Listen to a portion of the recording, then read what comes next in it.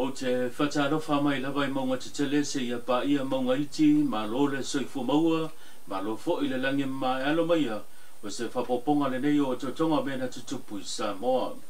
E mo atu I tātou tala mai le whaamsinonga, ua whaasala le whaamsinonga I mo le lua tau sanga ma le se fulu masina, se tasioli ina ia whaonga ina, I se pepa whanau a se isi tangata e whaatino ai lona tu se folau, ma le whamoe moe resitala I mo le whainga pānota. E lua tau sanga ma le se fulu masina ua whaasala ai e le whaamsinonga le alii o liu whelu ia I waita, wha se fulu ma le tolu tau sanga o le soifua, I lona whaonga ina leo se tu se folau na whaatino I se awala whaasoli tula whono, e resitala ai mo le whainga pānota. I whamo maunga le tua leo leo I luma le whaamsinonga, na whaonga ina liu le pepa whanau o se isi tangata, e whaatino ai lona tu se folau. O le masino abarilo le tausanga nei na resitala ai liu mo le whainga pānota e whaonga ina le tu se folau, na whaia whaasoli tula whono, peitai. O le masino iunia le tausanga nei foi, na ngai ane ai leo na ina le pepa whanau na whaonga ina liu, ma le whamoe moe resitala ai mo le whainga pānota. E na whailo ia le ofiso whainga pānota ua mai au na resitala. O I le ana longa ina I loe le ofiso whainga pānota, le ofiso leo leo moa lātou suenga. I whamamonga le whamsinonga sa a fia, ia liu whilu ia I waita I sori ngā tula whono I tau sanga lua awhe ma le lua sifu ma le tolu.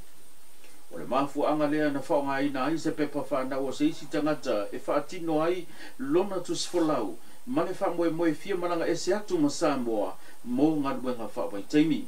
I le tuina mai o le whai unga le whaamsinonga, ua whamamafa mai ai le tūlanga, ia no fauta ai so se tasi le whaamoe moe na te whaatino ina, le awala whaasoli tula whono, e le mawhai ona tu awa noa le whaamsinonga.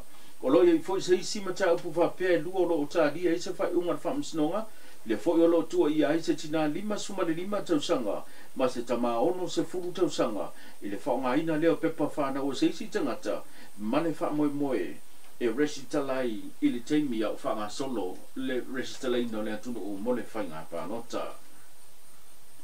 Inisi o tātou tala, I le tele ai o whamtalanga ma nginga I lunga o penga ta whailangi fina ngalo lo tātou watunu I le tūlanga taungata o le soifuanga.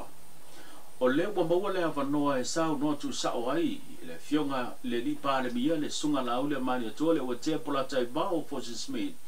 I le awala ma le vaenga e ao na toi fo I ai le whainga maloa Samoa, ina ia whaatino ina ia tau mia pe ta ofi ai, le tūlanga mawalunga o lo sa o loto ai lava le whai pisnisi po le whai whale o loa, I le tau ana I o loa, o se whapoponga le nei o le nei tala.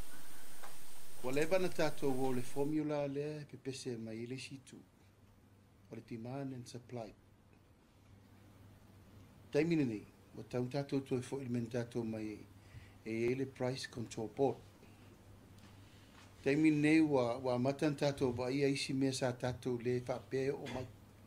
Me tonu ale sauno mai. Nan tu whatasi ala uor se o ka ofi le moa mo luaso, ko oso mai lunga wasi. Ai le mawhaina pe pelo sisi, o lai tai uma le officer duty, mea na mai ei moa I wafo, ma le tau e tauntu e whatau ai, ma le tau whatu langa le malo si e 1% rau whai pisinisi. So e leo tue mamao, e tue whatu la e tato price control board. Pau na le awala e monitor dai le malo, le mele atu ngalua ini. Watu alalo mai le fionga I le lipa le mia po le te tai o le atunu o. Ina ia awari o tātou whaamoe moe le tūlanga o loa whapena ona wina mai atunu mamao. Leo lo si tia mawalunga lo na tau. Ia ngai lava le tangata la tōia, ina ia whaatino whaganga ma tūlanga o lafu manu, e tua iai I aso whaiso. Ai a whawhanga ni au moa. Whawhanga ni au moa. He pe ala upo e whaiso. Ia na wana le to e pisa le. Wa ver me la usa runga Facebook. E lua pae lo popo sabi. E na la to le to e pisa le. E la tala mali auto. O a singa I no hatu de. I le tonga na wa pinga le fas. Sorry. Wei ti morta I lua se la umozano. Ia. O le wha mauninga na la tala le fai etu. Wal te mini nei pa estimate mini tate e ono miliona mo le tate ai el tausa. 6 million. Ya mo ye mai fafo. Wa la me la tate o le fa intatu tu e fo in mesa. Fono fa vai u fa tu fai pa mo ai fai pa ko mo fovi. Do it. O ngale ko kan kai rai. Ela ko kan i mangir ka pusa mo la ma fo me la fo yako. O loa mai fafo o tato wola fa tu tua ye. Ana yo to wa tadi. Ele ya se menga le valua popo ku la ka ngala isa. Nga umala wa fai a price control board, yes. It will be done. Inisio chacho chala ile mai ai o whainga pāno chai lua e pe ona iai le tau sanga lua o lua tasi. Ma le whainga pāno chan se me vanga tu nei le so lua sumale iwa au kurso le tau sanga le nei. O malolo pea ia le vanga wha whaia pui pui ala ia tau tangata. E ala i le taita inga le fionga tu le epa sa i le malia le ngoi. O le na maua le awa noe e sao noe whaali e sona finangalo. Ina o fesilingia i le pokalame le vasenga tu stalamana na fionga. Po iai se wha moe moenga ia te ia, ina ia wha se e tua ngalu, mai le tūlanga le teita inga le vanga wha upwhai, ai se ei mai se si na te taua vea le vanga wha upwhai, i le tuana iai o whainga pāno te lua, o le lava lo malolo le vanga wha upwhai al HRPP, i lalo lana teita inga, po se wha poponga le nei o la. Policy of the party. You know, the policy of the party is that we meet twice during every 5 years in the beginning to decide on who will lead the party and who will become the deputy. We have not yet met. We intend to meet shortly. And then at the end of the term, we meet again to select a party leader to take the party into the general election. So twice we elect our party leaders in every term. And everyone knows when the party decides, it goes out happily, because it is the party policy. So everybody that comes in and holds this position knows that he may be replaced anytime. So, are you saying that you are possibly stepping down as a leader? That's the party decision. What are the chances of the party voting for another leader? You are talking about the future that no. O lo madino le sau nanga le fionga tu le epa sa i le malia le ngoi. E le o iai se wha moe moenga ia te ia.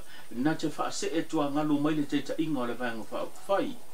Manatu o se tasi leo vaenga le apito lunga.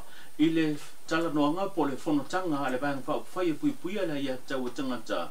Leo le asa i lia ai se tasi. Na te tu la i mai na te ta ia le vanga wha whai. Po le whaatuma wina peo lana fionga i le teita ina lea o le vanga whaupwhai a pui pui ala ia taua tangata. Male tātou tala muri muli e toa tasi se tangata nā a fia. Ma whaamanu alia i se whaulawe tau ta avale lea na tūla i mai i le fio anga pui paa i le tai awana napi. O le whalawe lawe na a fia inta avale se lua i lunga tonu lava le sa onga i le fio anga pui paa a o le taimi pisi lea o lo uswa i tangata whainga luenga ai me se le momoli na atu lea o whanaua onga na maua lea vano e fisilingi ai i a se fina ngalo o le matanga luenga o leo leo lea na sa no ai le fionga le komisina a wa paulonga tino Filipo i suenga le matanga luenga o le tūlanga sao o ta avale lea na mafueo na tūla i mai le whalawe lawe e leo iei se tasio mo lia lea taimi e tu sai male nei whaarawe lawe ono o le tūlanga o lo whaasolo pea suenga le matanga luenga e me se o leo lo wa fia o lo wape nao na whata o tolia le mao ngase mo tong fitinga mo le sa idinga malosi e li mama tu fo il vai asun se vai tu nei na tu lai mai fo i se whaalawe le tolu ia loli pusa sa se tasio company fai a wala le na lawe vea ya le nga ia tu si umu o wai fo atu male enga tele javi